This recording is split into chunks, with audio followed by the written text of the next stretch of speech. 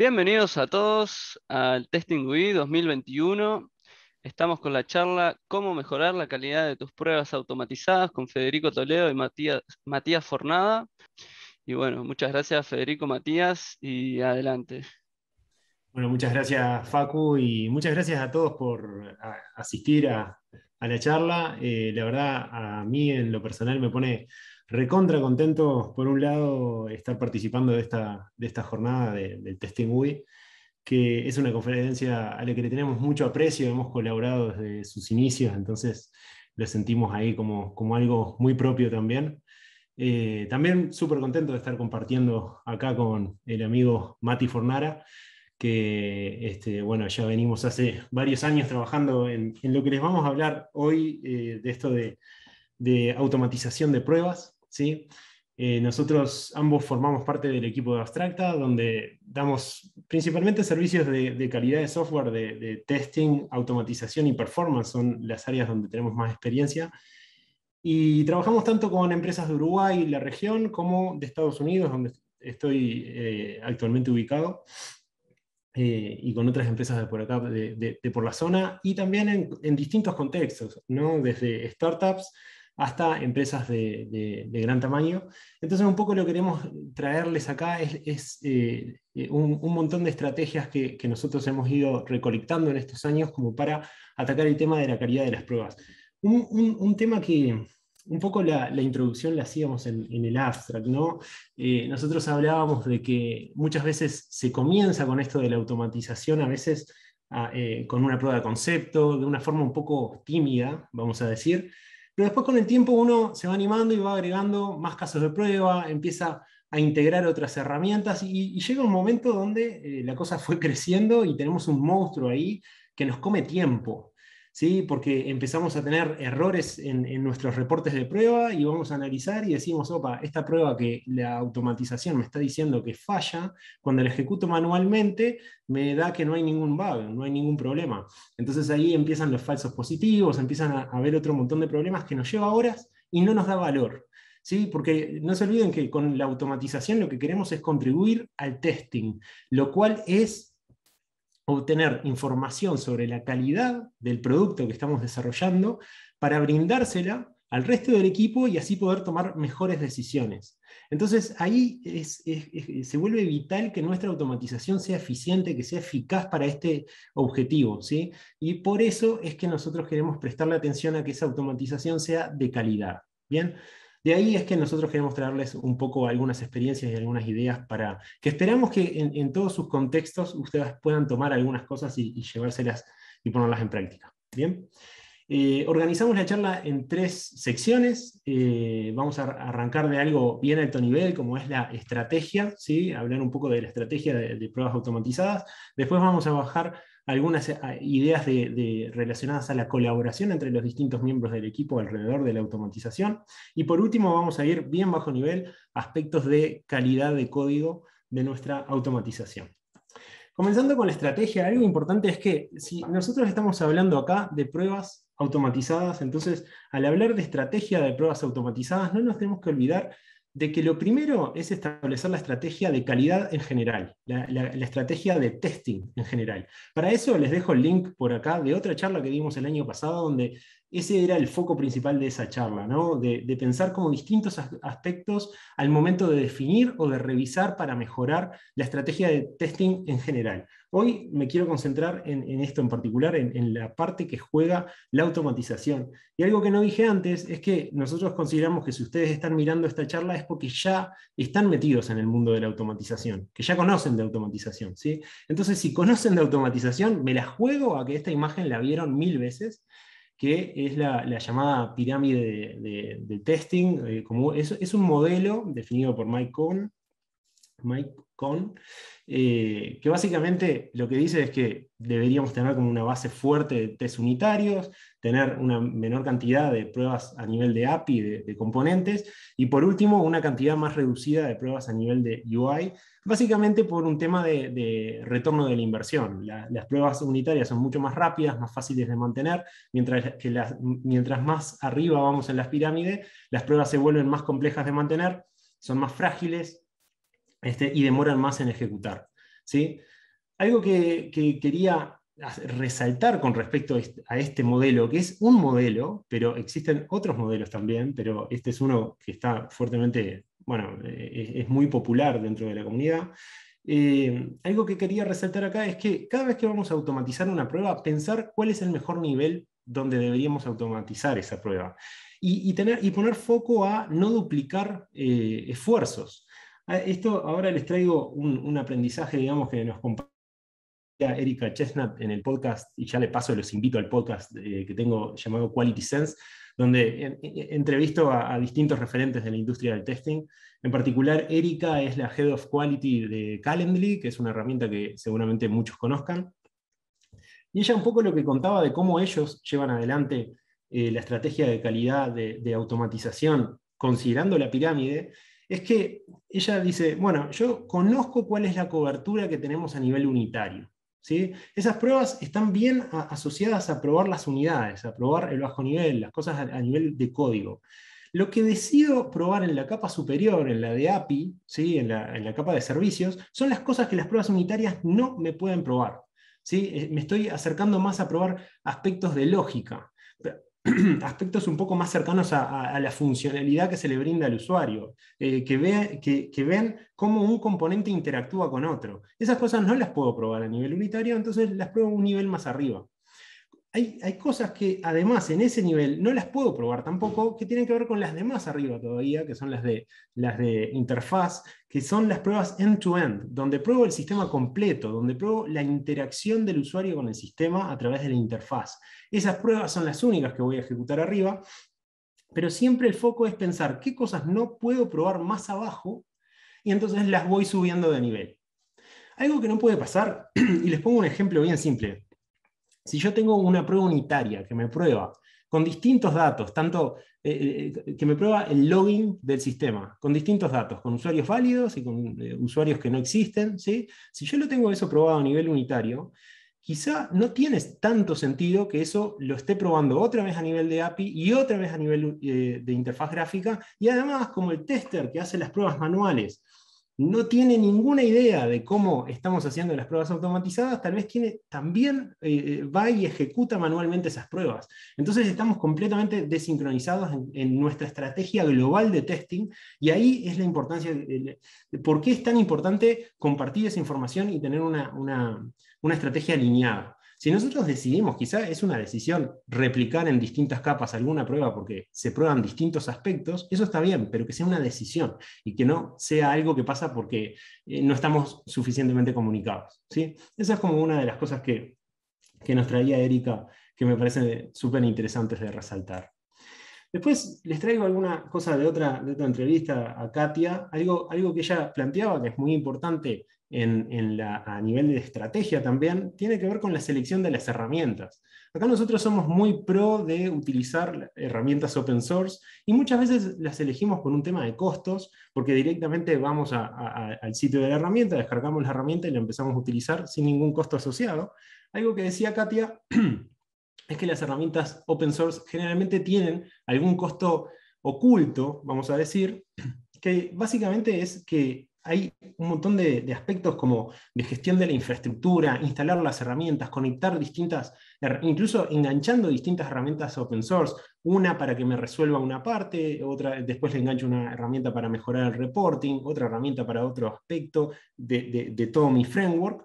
Y todo eso lo tengo que ir manteniendo. Entonces son horas, y esas horas es un costo. Cuando ella decía que, por ejemplo, ellos utilizan Testing, que es una herramienta comercial, que si bien tiene un costo de licenciamiento, ella se desentiende e incluso lo planteaba como que yo tercerizo ese costo a la herramienta, y esos problemas me los resuelve la herramienta. Entonces, si yo necesito paralelizar las pruebas, ejecutar en distintas versiones de navegador, y un montón de cosas más, ya están dadas, ya están hechas, elijo las opciones en la herramienta y no me tengo que preocupar por eso.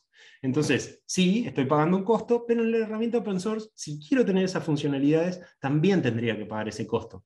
No estoy diciendo que una sea mejor que otra, pero sí hay que ponerla sobre la balanza y no decidir directamente voy por la gratis. porque hay que analizar como que todos los costos para tomar una decisión más completa. Mucho más cuando estamos hablando de tener distintos entornos, distintos dispositivos, ¿sí? Tener dispositivos disponibles es todo un tema si lo queremos tener in-house, así que eso también es súper importante. Y por último, en la automatización también es súper importante el tema de cómo pensamos nuestros entornos de prueba y los pipelines. Que quizás nosotros tenemos toda una idea de integración continua y delivery continuo para, por ejemplo, que nuestras pruebas realicen las verificaciones dentro de ese pipeline, nuestras pruebas automatizadas, pero lo que no puede pasar es que esas pruebas sigan creciendo y eso vaya demorando los tiempos que a mí me lleva a hacer un release a determinado ambiente. Entonces, una posible estrategia a considerar es quizá tener dos pipelines distintos, donde cada pipeline vuelca a un ambiente diferente, uno que es menos estable, donde tengo más dinámica y voy, cada cambio en el código lo vuelco ahí, ejecuto una cantidad reducida de pruebas y súper rápida, y después tengo otro ambiente mucho más estable, donde quizá ejecuto todas las pruebas automatizadas que tengo en todos los niveles, pero como lleva mucho más tiempo, la ejecuto una vez por día, podría ser durante la noche, y ese ambiente es un ambiente mucho más estable que quizá es donde hago mis pruebas de regresión manual. ¿Sí? Entonces, eso es como de las cosas a pensar también al momento de querer definir nuestra estrategia de automatización. También tenemos que sincronizarnos con el equipo de desarrollo y con toda la infraestructura que hay alrededor. ¿Bien? Ahora le dejo la palabra a Mati, que va a seguir con, los otros dos, con las otras dos secciones de la charla. Bien, gracias, Fede. Bien, para hablar de colaboración, creo que la siguiente pregunta es clave, ¿sí? Ya sea que estemos recién comenzando con el proyecto o que ya sea que estemos hace años o varias iteraciones ejecutando este proyecto, es importante preguntarse esto de forma periódica. ¿Para qué? Bueno, un poco para evitar frustraciones del lado del equipo de automatización y también alinear las expectativas, no crear falsas expectativas para el resto del equipo, ¿sí? Ahora, si esto está claro o medianamente claro, la pregunta que inmediatamente le sigue es, bueno, ¿cómo estamos trabajando? Acá creo que hay como dos categorizaciones, ¿sí? La primera, que es trabajo en sprints. Entonces lo que me debo preguntar es, ¿mi equipo de automatización y sus tareas son parte de ese sprint? Y de ser así, ¿las estamos estimando? Y si no, tenemos el otro grupo, que básicamente es no trabajo en sprint. Entonces acá lo que seguramente esté pasando sea, bueno, tengo un backlog o un repositorio de casos de prueba, ¿sí? Y acá lo que debería que entender es si estos casos de prueba están priorizados. Y si están priorizados es preguntarse qué tan periódicamente se revisa esta priorización. ¿Para qué?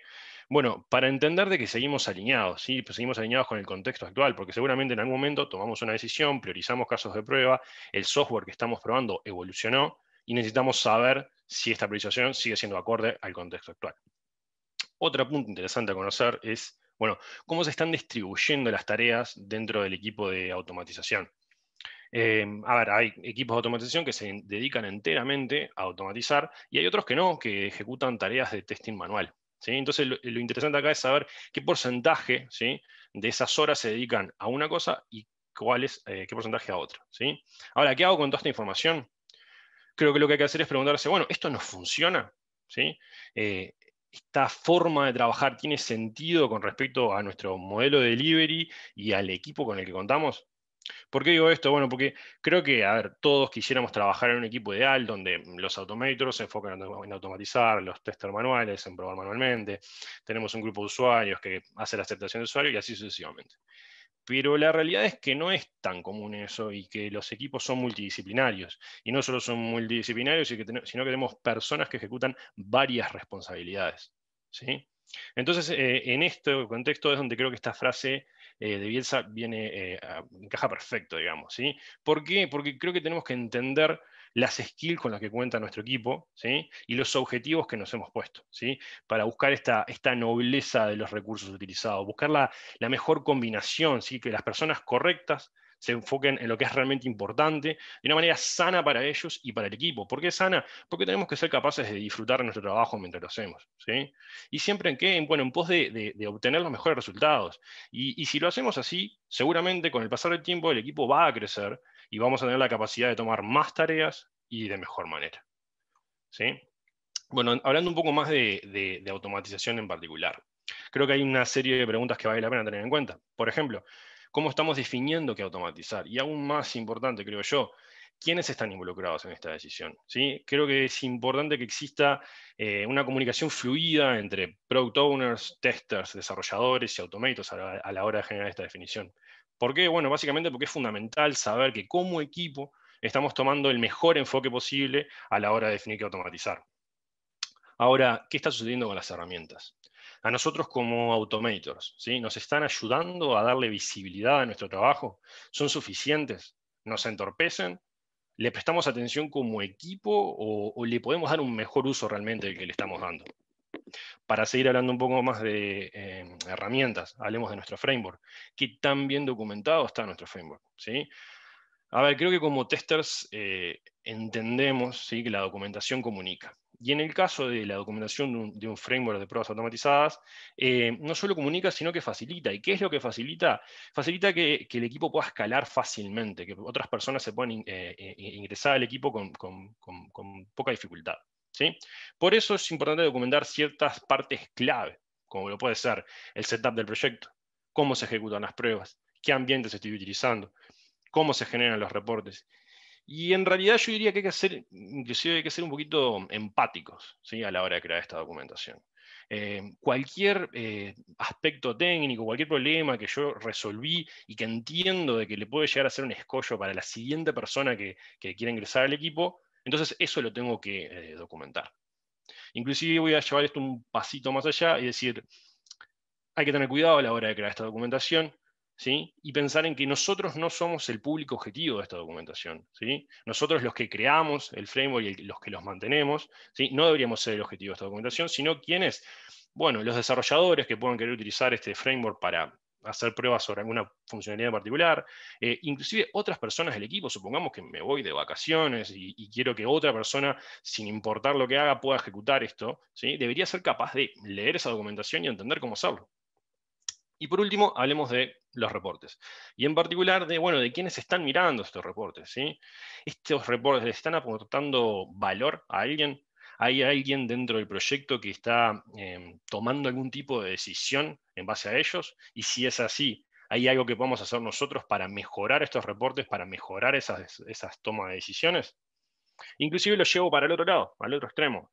Pensar si realmente son necesarios estos reportes o simplemente a nosotros como equipo nos interesa saber si el pipeline que corre nuestras pruebas falló o pasó, si está verde o está rojo. Y eso ya es más que suficiente para nosotros y no tenemos que invertir energías innecesarias en crear algo sumamente complejo. Bien, creo que algo que he hecho bastante énfasis en esta parte de colaboración es la comunicación, y sobre todo la comunicación entre las distintas partes del proyecto, ¿sí? Y acá es donde nosotros creemos que Gherkin puede llegar a ser un facilitador de esta comunicación. Bien rápidamente, para los que no conozcan Gherkin, Gherkin es un lenguaje con una cierta sintaxis y con palabras reservadas como give, and then y when, que se utiliza para hacer Behavior Driven Development, ¿sí?, o BDD. Es decir, que lo que intenta hacer Gherkin es definir un lenguaje común para los técnicos y para el negocio y utilizar esto como parte inicial del desarrollo del testing. Ahora, ¿qué les quiero dejar en esta slide? Lo siguiente, en la teoría es una solución espléndida Gherkin. ¿Por qué? Porque, a ver, básicamente nos está planteando un lenguaje común que apunta a reducir la brecha entre los 3 amigos o los 3 amigos, como se los conoce, negocio, desarrollo y testing, ¿sí? ¿Por qué? Porque básicamente lo que hace es darle a la gente de negocio una forma muy cercana al lenguaje natural, ¿sí?, de definir qué es lo que quiere. Y tanto desarrolladores como testers, ¿sí?, van a tener frameworks como Cucumber, JBehave u otros, ¿sí?, para reutilizar estas definiciones y validar su trabajo. Ahora, ¿por qué hablo de la teoría? Porque en la práctica creo que como automators nos tenemos que tomar muy en serio esto, ¿sí?, y evaluar si estos 3 amigos, digamos, están presentes. Y no solo si están presentes, sino que si están dispuestos a colaborar utilizando esta herramienta. Y esto no lo digo por capricho, sino que, a ver, hemos tenido distintas experiencias dentro de Abstracta en distintos proyectos donde estas precondiciones básicamente no se cumplen, y lo que termina pasando es que se agrega una capa extra de complejidad a nuestro framework de pruebas, que no solo no le está aportando valor al negocio, sino que nos está ralentizando a nosotros a la hora de automatizar. Entonces hay que tener mucho cuidado. Bien, Metiéndonos un poco más en la parte más técnica, si se quiere, de la presentación, hablemos de calidad de código. Como empresa de servicios de calidad que somos, nos enfrentamos a lo siguiente, ¿sí? A tener múltiples proyectos de automatización en paralelo con distintos negocios y distintas realidades, ¿sí? Ahora, algo que hemos entendido, creo yo, a lo largo del tiempo, es que sin importar estos negocios y estas realidades, ¿sí? Es fundamental que al iniciar estos proyectos existan lineamientos claros. Y no solo que sean claros, sino que estén disponibles para todos. ¿Tá? Y acá es donde entra a calar el concepto de esta guía, ¿sí? Que, a ver, puede ser una guía, puede ser un manifiesto, puede ser un post en un portal, un documento. Realmente el formato poco interesa mientras su contenido sea claro y esté disponible para todos. Ahora, mínimamente, ¿qué debería haber dentro de esta guía? Bueno, debería haber una sección de manejo de control de cambios, ¿sí? Donde deberíamos detallar desde la estrategia de branching que vamos a utilizar hasta las consideraciones que vamos a tener a la hora de crear un pull request, por ejemplo, no sé, que todos los tests estén funcionando, que el linter no arroje errores, etcétera, ¿sí? ¿Cómo se van a probar esos pull requests, esos merge requests, ¿sí? ¿A dónde van a ser mergeados esos cambios? Y si debería o hay un proceso de CI o CI/CD que se ejecuta después de que estos cambios son mergeados. Y luego debería haber una sección de cosas a tener en cuenta, aspectos a tener en cuenta a la hora de desarrollar. Creo que cualquiera que se siente a desarrollar en su cabeza tiene ciertas buenas prácticas medio que automatizadas bueno, que lo hace sin pensar, ¿no? Y esas cosas son las que tienen que estar bien claras en esta guía, ¿sí? ¿Qué debería haber acá? Por ejemplo, bueno, cómo van a ser las nomenclaturas que voy a utilizar, ya sea para los paquetes, para las clases, para las operaciones, ¿sí? ¿Qué patrones podría utilizar en un framework de automatización más allá de un page object o screenplay, ¿sí? Y hacer énfasis en que nuestro desarrollo sea dry, ¿sí? ¿Qué quiere decir esto? Que no nos repitamos a nosotros mismos. Y como una subsección, digamos, de esta sección, debería existir una parte de, bueno, prácticas que quiero evitar. ¿Qué quiero decir con esto? Cosas que no quiero ver a la hora de revisar un pull request, ¿sí? Por ejemplo, que no haya slips o pausas, que no haya determinado tipo de selector, que no existan métodos redundantes, ¿sí?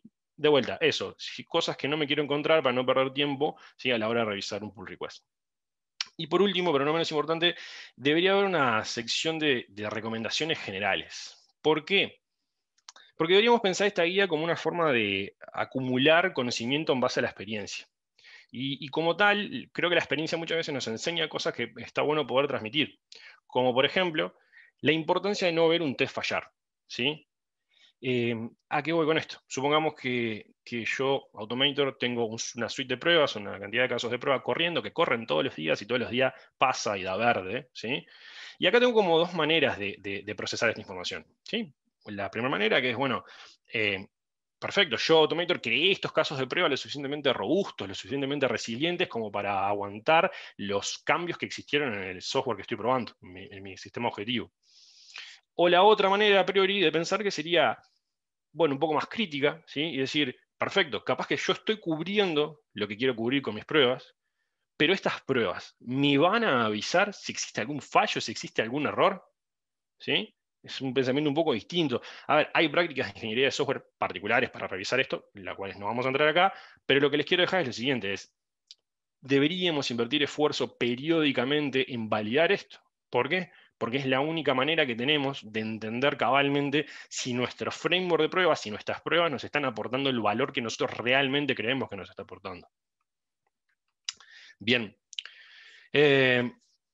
Otra pata, digamos, de la calidad de código, otra columna de la calidad de código, es tratar nuestro código de automatización como el código productivo, ¿sí? Como con las mismas prácticas y las mismas herramientas con las cuales se trata al software que estamos probando, ¿sí?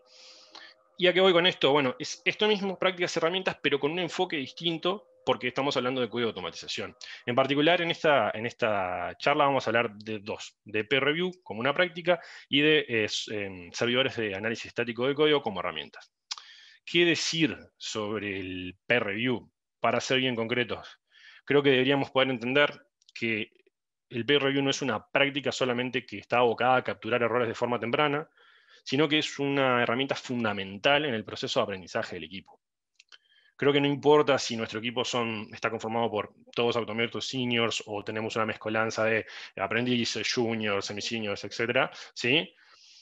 creo que la actividad de realizar esa revisión, de generar un comentario, una pregunta, ¿sí? Es súper valiosa. ¿Por qué? Porque la persona que recibe esos comentarios está aprendiendo de esos errores, ¿sí? Errores que no va a cometer probablemente en el futuro y por lo tanto ya vamos a estar mejorando la calidad de nuestro código. Y la persona que revisa también se enriquece de esto porque está aprendiendo de otras formas de resolver un problema. O sea que es un win-win para los dos lados. Con respecto al peer review, también le vamos a dejar por acá un link a un artículo que está súper interesante de Angie Jones, que básicamente habla de ciertas prácticas a tener en cuenta a la hora de revisar un merge request, ¿sí?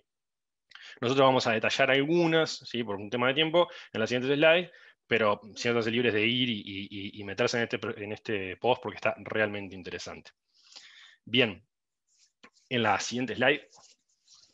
Ahí va. Como mencionamos, eso, ¿no? Hay ciertas cosas que me van a interesar tener en cuenta a la hora de revisar un pull request.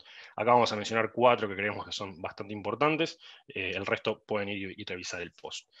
La primera, entender si el test que estoy revisando en mi pull request, en mi merge request, valida lo que se necesita. ¿A qué voy con esto? A ver, seguramente ese caso de prueba fue creado a priori por un tester manual, que seguramente pensó en ciertas condiciones que se tienen que cumplir.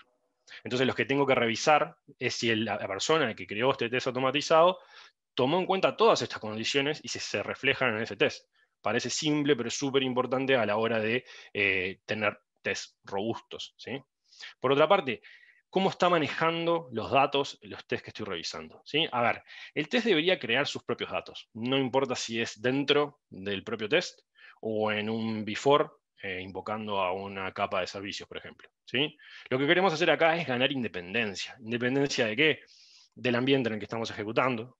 Y también de eso que siempre sucede, creo que a todos nos ha pasado, que es, sin importar qué tan claros seamos con los datos de prueba que estamos usando, en algún ejercicio de testing, alguien viene y nos toca los datos que estamos usando. Y queremos poder ganar independencia de eso para evitar retrabajo. Lo otro importante a revisar en este merge request es, bueno, cómo es el manejo de responsabilidades que se está haciendo, ¿sí? Para los que estén familiarizados con criterios GRASP o prácticas de Clean Code, seguramente esto ya les suena, pero para ser bien concretos con esto, lo que creo que al menos deberíamos revisar es que cada operación está haciendo lo que tiene que hacer y solo lo que tiene que hacer. Para poner un ejemplo y que quede bien claro, tomemos nuestro test como ejemplo. ¿Qué es lo que debería ser un test? Un test debería ejecutar una cierta cantidad de pasos que van a poner al sistema objetivo en un cierto estado y luego el test debería validar que hemos alcanzado ese cierto estado. ¿Sí? Ahora, si yo revisando ese código me doy cuenta que el test está haciendo eso, pero está ejecutando otras responsabilidades, ¿sí? Entonces eso ya por lo menos es una luz amarilla, es un warning que me está diciendo, bueno, debería dejar una pregunta para entender si es realmente necesario que el test ejecute esa responsabilidad o es algo que yo puedo desacoplar y modularizar en otra parte. ¿Sí? Y por último, pero súper importante, entender si estos selectores que estamos usando a la hora de elegir los web elements son robustos. ¿A qué voy con robustos? Bueno, ¿estamos usando CSS o estamos usando XPath? ¿Sí? ¿Esos selectores son cortos e independientes o son súper largos y dependientes de un montón de web elements? Si tenemos IDs, ¿los estamos usando? Si tenemos names, ¿los estamos usando? Si tenemos, por ejemplo, elementos a los que le aplican varias clases CSS. ¿Estamos utilizando todas las clases CSS concatenadas para hacer la selección o estamos buscando la menor conjunción posible de clases para realizar esa selección? Y todas estas pequeñas cosas hacen a la robustez de los selectores.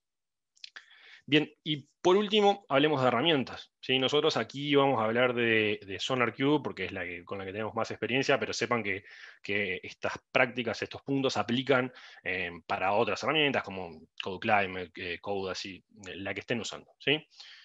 A ver, creo que lo primero es arrancar por un concepto que si bien es básico, muchas veces como que pasa desapercibido, que es entender que nuestro framework de automatización es un desarrollo de software.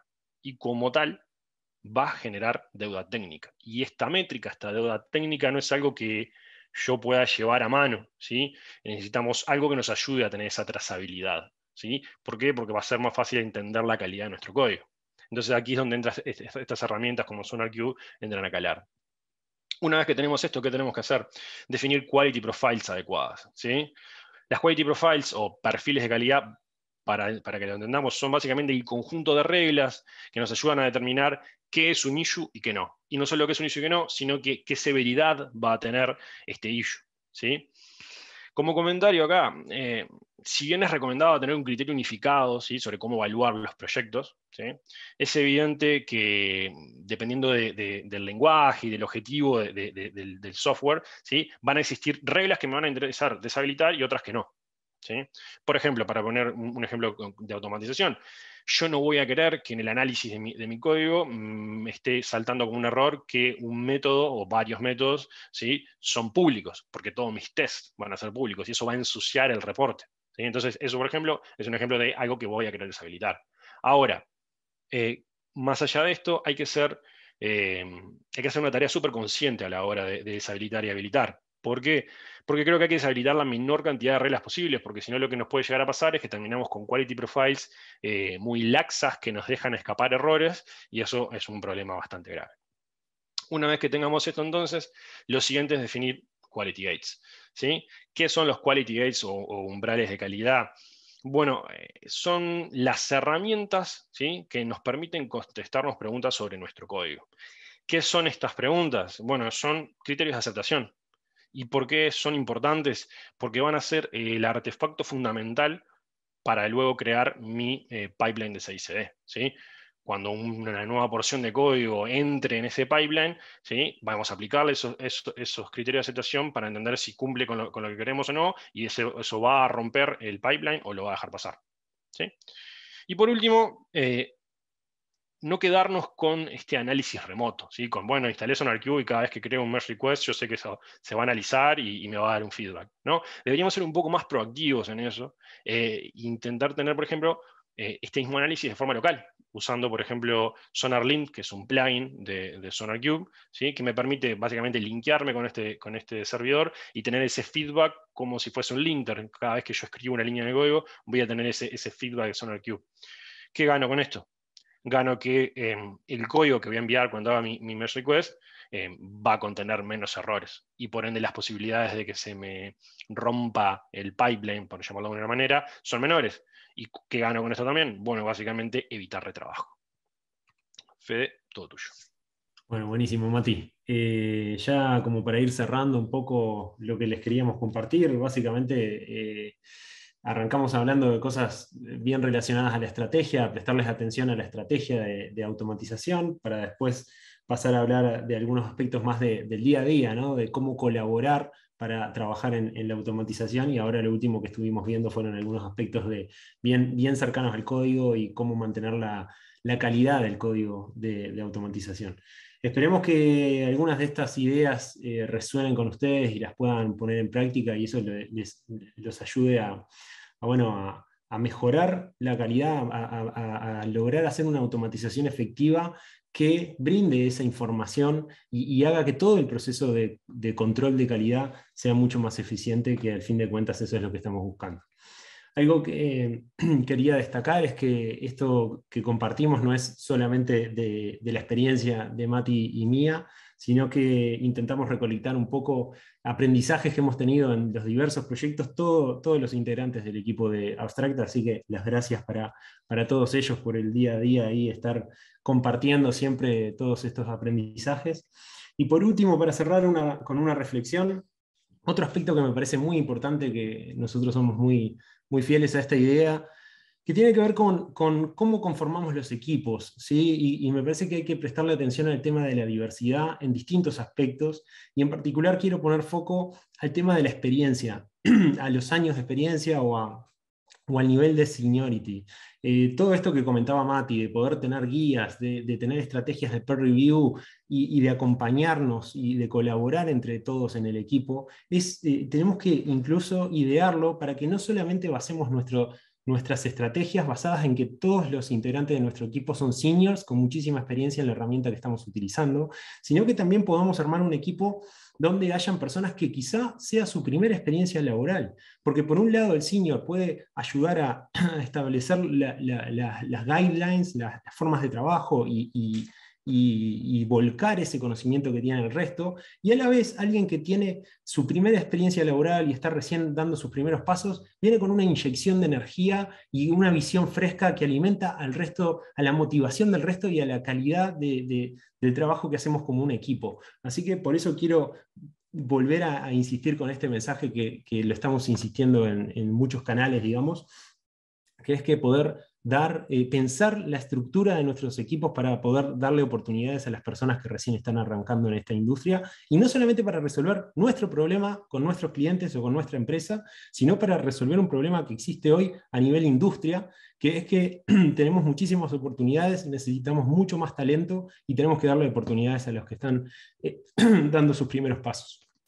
Ay, disculpen. Me puse nervioso con la emoción del mensaje. Pero bueno, por último, algunos recursos que les dejamos por acá, todos ellos gratuitos. Bueno, tenemos una guía sobre automatización que escribimos con Mati. Pueden chequear más episodios del podcast, algunas charlas que tenemos en Abstracta Tech Talks en nuestro canal. Pueden descargar de mi sitio el libro de testing también. Y bueno, nos pueden encontrar en redes por si quieren seguir alguna conversación después. Y esperemos que en estos minutos que nos quedan podamos intercambiar alguna idea más. Muchísimas gracias. Muchas gracias a vos, Federico, Matías. Ahora se abre el espacio de preguntas. La verdad que muy buena la charla, Ulises. Muchas gracias. Ahí va. Gracias por la charla, dice la gente, muy buena. Franco dice, excelente charla, súper interesante. ¿Alguien tiene alguna pregunta respecto a la charla? Ahí veo que está Lucas con la manito levantada. Adelante, Lucas, desmuteate nomás. Bien, buenas. Felicitaciones, chicos, muy buena la charla, la verdad.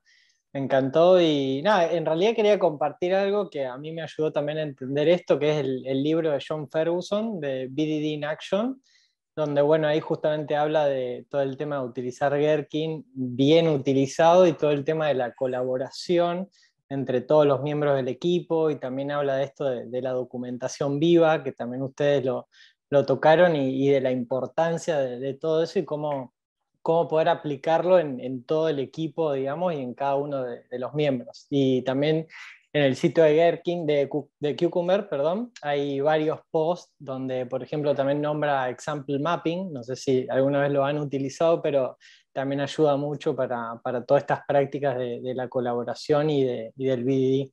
Y también estoy 100% de acuerdo con ustedes que toda la parte de automation arranca con una buena estrategia, como también dice en sus cursos Angie Jones.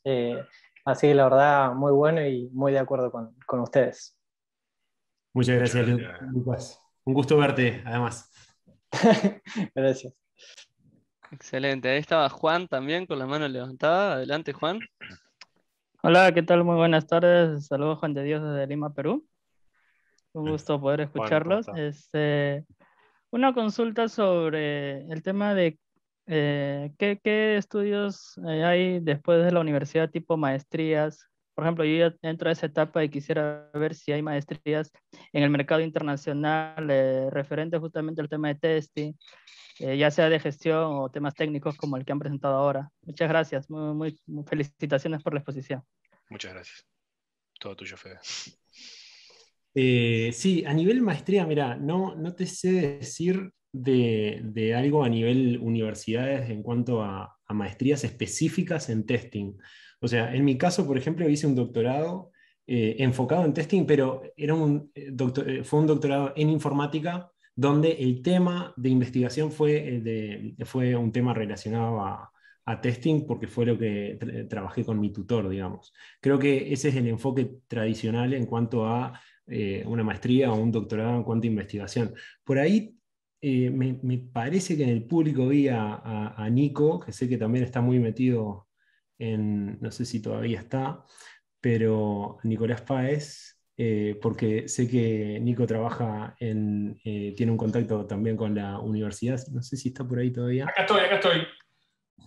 Quizá estás más para responder esa pregunta vos, no sé. ¿Cómo va? Sí, aprovecho, primero, buenísima la charla, la verdad que me encantó. Aprovecho para pasar también el comentario, buenísimo el libro de Fede, si no lo leyeron, nosotros lo usamos en la universidad, varias de las descargas que debes tener deben ser de nuestros alumnos. Y aprovecho para comentar, en la Universidad de 3 de Febrero en Argentina estamos empezando a dictar el año que viene una maestría, no particularmente sobre el tema de testing, pero sí sobre cuestiones de lo que nosotros llamamos software delivery, donde se incluyen cuestiones de arquitectura, de deployment pipelines, de escalabilidad. O sea, tiene una carga muy técnica, que justamente en parte la estamos dando porque consideramos que no hay en la región una oferta de posgrado con carga técnica. En la Argentina hay algunas otras maestrías, pero muy enfocadas en la cuestión de gestión, de proceso, de calidad, pero calidad desde la visión de proceso, no necesariamente del testing. ¿Sí? Cualquier cosa me escriben y les puedo pasar más información de eso. Buenísimo. Viste que es importante no siempre tener las respuestas, sino saber a quién preguntarle, ¿no? Muchas gracias, Nico. Sí, además, quizá como para complementar un poco la respuesta, más allá de las universidades también existen muchas academias, muchas opciones para estudiar incluso de manera online. Por mencionar, nosotros tenemos algunos cursos, también está el Centro de Ensayos de Software, que tiene una carrera con 3 bloques, que está orientada también hacia la gestión de pruebas. Con BIOS nosotros también tenemos una carrera, pero bueno, eso es más en Uruguay, la pregunta venía de Lima, así que no sería una opción. Pero bueno, sé Capaz que tienen modalidad virtual ahora. Sí. Entonces, me parece que opciones existen muchas, pero bueno, si tu interés estaba más por el lado de una maestría, creo que iría más por acercarme a algún programa de estos, o si está más por el lado de la investigación, sería buscar un tutor dentro de una universidad que esté interesado en el área de calidad y diseñar una tesis o algo a investigar alrededor de algún tema. Perfecto. Teníamos otra pregunta acá en el chat de Joan, que dice, ¿qué indicadores son primarios para la calidad del código automatizado? Buena charla, saludos desde Perú. También. Bien, como le decía ahí en esa parte de la charla, ¿no? Es código, ¿sí? No importa si es para automation o para otra cosa. Entonces, por lo general, lo que nos dan estas herramientas como SonarQube es, bueno, duplicación, ¿sí? Un porcentaje de duplicación de código, que es una métrica súper importante. Nos da code smells, que son aquellas porciones de código que no llegan a ser un incidente, o sea, que no llegan a ser un bug, ¿sí? Pero es algo que no está claramente cumpliendo una buena práctica y que si se sigue acumulando puede realmente terminar en un bug funcional, por ejemplo. ¿Sí? Y creo que por ahí, ahora de memoria es lo que me acuerdo, sé que hay más, pero está. Bueno, complejidad ciclomática, que es un poco más complejo de explicar, pero básicamente es bueno, el nivel de anidamiento más otras cosas más que tienen mis operaciones. Perfecto. Había una pregunta de María también en el chat que dice, ¿cuáles son los conocimientos en automatización de un manager que gestiona un equipo de pruebas manuales y automatizadas? Qué buena pregunta. Sí, Buena pregunta porque muchas veces nos la hemos hecho a nivel de organización, ¿sí? Porque nosotros creo que lo que siempre apuntamos es que los líderes, los que lideran un equipo, tengan conocimiento de lo que están liderando, como para que puedan también asesorar o guiar o trabajar también en esos peer reviews que hablábamos a nivel de código. En realidad el peer review existe a nivel de un documento o a nivel de cada tarea que hacemos. Entonces de ahí es que es interesante que el poder tener un conocimiento amplio de lo que es las prácticas de calidad en general. Pero incluso cuando digo prácticas de calidad, es prácticas de cuál es la mejor estrategia para hacer branching en la gestión de mi repositorio de código, porque eso se va a enganchar y va a impactar en la forma, en la metodología de trabajo del equipo de testing y en la interacción entre testing y desarrollo y mucho más. Así que, sí, obvio, mientras más conocimiento tengamos, mucho mejor, pero después como, claro, después eso es un enfoque muy generalista y uno no puede tener un conocimiento muy profundo en absolutamente cada rincón de lo que es el desarrollo de software. Entonces ahí eso quizá, esto pensándolo más a nivel organizativo, quizá después está bueno tener gente que tenga conocimiento más profundo en las cosas en las cuales te puedas apoyar, pero para poder apoyarte en alguien en esas cosas, tenés que tener un entendimiento. Entonces me parece, de vuelta, tener ese perfil más de quality engineer, que más, como, más amplio del tema. También hay algo que se le llama los perfiles T, como hablando de conocimiento, ¿no? Como si yo soy experto en testing, también debería, esa sería mi profundidad de conocimiento, también tener como una capita de idea en qué es automatización, qué es performance, qué es seguridad, porque cuando yo esté trabajando sobre una estrategia de calidad entera, no me tengo que olvidar de otros aspectos, de la accesibilidad. Y bueno, quizás no me conozco el estándar de memoria, pero por lo menos tengo las pautas en la cabeza y sé cuáles son las cosas importantes para manejar ese riesgo. Entonces, hasta ese nivel por lo menos me parece fundamental. Perfecto. Y damos algunos segundos más a ver si alguien se anima a hacer alguna otra pregunta. Si quieres levantar la mano o escribir por el chat. Teníamos muchos saludos de México, de Perú, muchos saludos desde el exterior, la verdad. Las ventajas de hacer los eventos de manera remota. Las nuevas ventajas.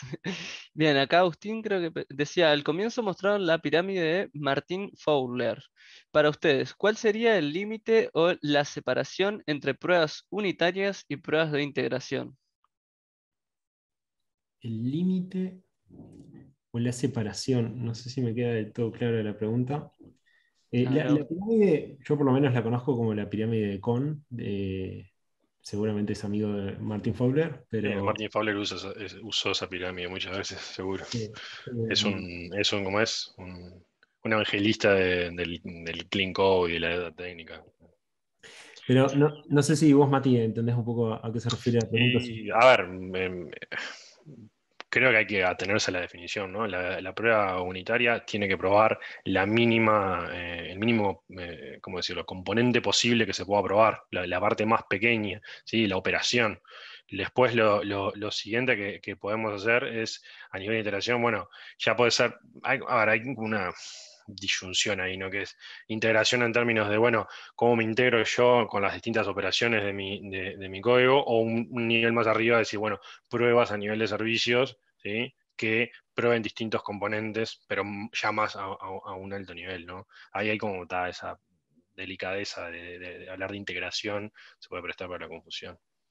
Sí, quizá otra separación que haya es que por lo general, de la forma que lo planteamos siempre nosotros, es que las pruebas unitarias son trabajo del desarrollador y las pruebas de integración quizá es el nivel más bajo de la pirámide donde el tester se puede involucrar. No significa que me tengo que desentender como tester de qué pasa con las pruebas unitarias, ¿sí? No es que me lavo las manos porque eso es del desarrollador. Pero, no sé, me resulta súper útil, por ejemplo, eso que comentaba un poco cuando hablaba de la pirámide, de tener conocimiento de cuál es la cobertura, cuál es, de todos los módulos de la aplicación, cuáles son los que tienen peor nivel de cobertura. Porque quizá con esa información yo decida la estrategia de dónde priorizar mis pruebas a nivel de API o a nivel de integración, porque quizá sea bueno atacar los módulos que están menos cubiertos a nivel unitario para, digamos, para evitar que los bugs se sigan propagando en niveles más altos de la pirámide, ya que eso me va a costar mucho más tiempo detectarlos, ¿sí? Pero bueno, eso puede ser quizá otro puntito ahí. Era justamente eso, dice Agustín. Ahí va. Perfecto. Bueno, si alguien más tiene alguna pregunta, damos ahora sí unos últimos segundos. Acá hay otra pregunta de Isabel. Dice, ¿las pruebas unitarias, aunque son ejecutables por los dev, se pueden considerar funcionales?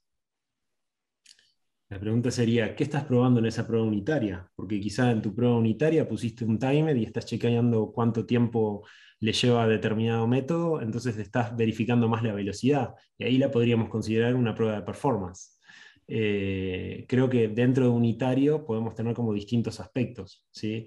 Yo me animo a decir que la mayoría de las pruebas unitarias se hacen con un foco funcional, porque quiero verificar que esa unidad realiza la función para la cual la desarrollé.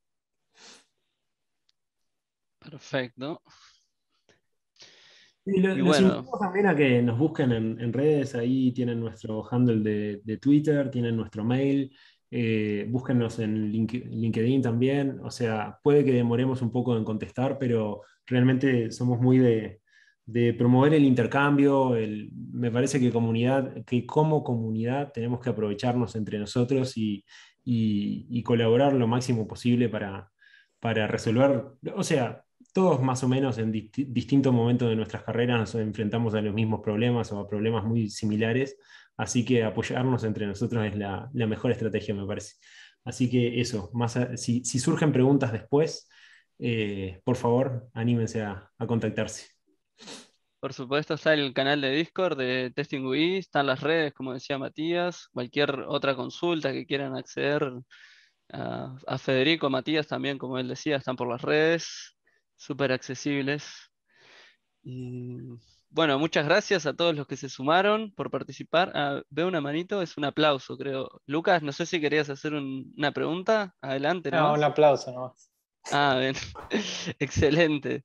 Bueno, muchas gracias a todos por sumarse. Muchísimas gracias de nuevo, Federico, Matías, por participar de esta edición de Testing UI. Y bueno, nos vemos en la próxima, gente. Buenísimo. Muchas Muchas gracias. Que pasen bien. gracias. Disfruten del evento.